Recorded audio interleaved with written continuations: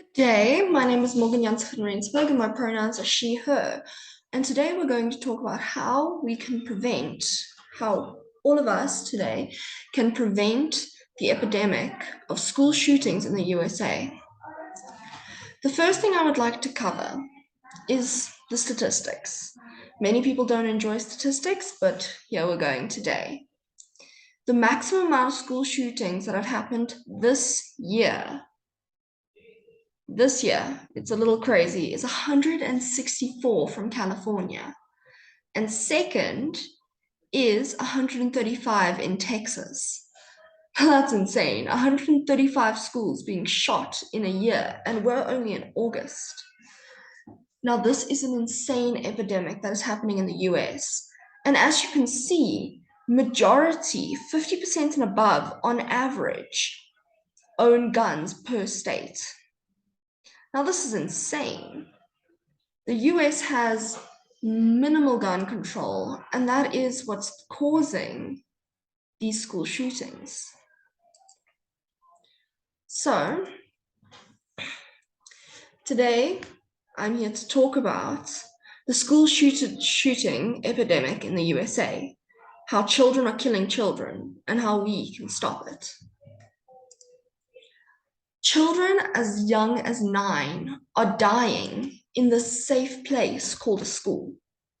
Primary school students are watching their friends die in front of their eyes, and preteens are calling their parents saying their last goodbyes over the phone.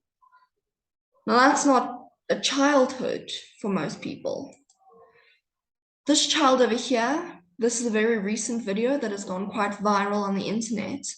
This child is being taught how to use his brand new bulletproof Spider-Man backpack before going back to school. Now, in other countries, this isn't a reality. This seems insane. But this is a trauma for these children. But unfortunately, in the US, this is a necessary trauma to put your children through. Because if you don't, you can risk them dying in a school shooting because they don't know what to do. Majority of places are selling Thomas the Tank Engine shooting like bulletproof backpacks and Minecraft backpacks in order to appeal to young kids. But it's quite shocking that 5-year-olds and even 10-year-olds need a bulletproof backpack on them at all times when they're in school.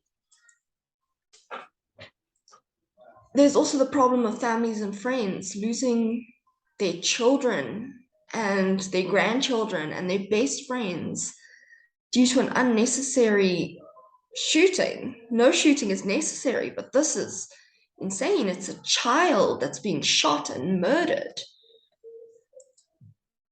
But the question is why? Why are so many school shootings happening in the US?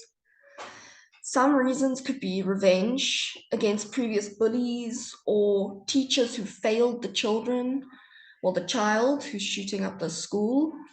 It could be previous abuse that's happened in the home where the child has become desensitized to violence. It could be just due to the easy access to guns, parents owning guns, being able to get guns by the time you're 18 from your average Walmart. Also, mental health. And there's just no prevention methods that are being put in place at the moment. And there's no help for people who are actually struggling with their mental health and having these thoughts of wanting to murder others. But here's the question, how can we prevent a school from becoming a morgue? I think the most important thing is prioritizing the mental health of students. This can be done by providing free therapy. Now, I know free therapy sounds a bit insane. It's quite expensive to be a psychologist. They get paid quite a lot.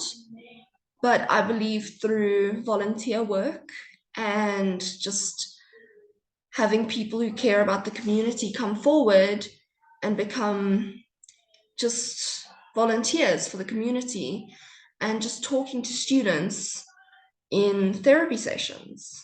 I think we need a lot of qualified volunteers to go to the schools a minimum of once a week just to talk to students who need help. We can also prevent schools from becoming a morgue by educating teachers and students on how to spot a potential shooter. And that's not when the student's holding a gun. That's the earlier signs. Some previous school shooters have brought dead frogs to school and cut them up in class. Not just because the biology class was cutting up frogs, no. They just decided to bring frogs that they had killed into class. And they were talking about their guns online and doing lots of research on how to shoot things. And none of these things were caught in time, unfortunately. And I think it's very important to allow survivors of school shootings to have a voice in order to allow others to learn and understand what to do. So I believe that by us providing therapy through volunteer work and educating teachers and students, and especially allowing survivors to have a voice and regain their power back, we can prevent schools from becoming morgues. I think it's very important for us to remember all these victims. Some of them are very young, some of them much older teachers who sacrificed their lives to save their students. Some of these are they're all teenagers except for a couple teachers over here, but they all had lives ahead of them.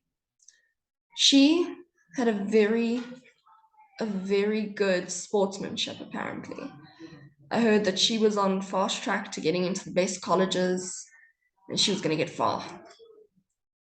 And these children, very young children. So if you tell me that the gun is doing the killing and not the people, I will disagree with you because the person made that decision to kill these children, these babies. And it's not fair. So I believe that if we work together, we can definitely stop this epidemic. Thank you.